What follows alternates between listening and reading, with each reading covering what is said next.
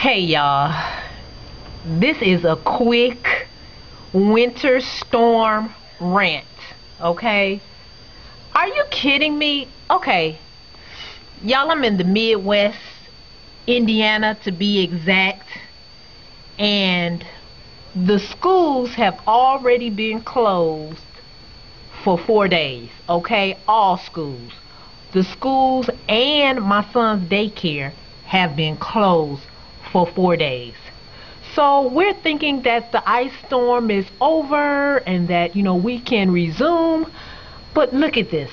This is Saturday morning and it has snowed at least 4 inches since early this morning.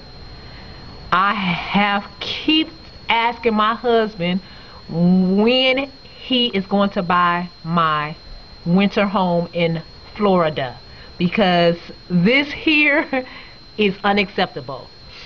So even though I have enjoyed my little few days, 4 days off because my son's daycare is closed, yeah, I would like to resume, life as usual. So you guys, I'm just sharing this winter storm rant with you.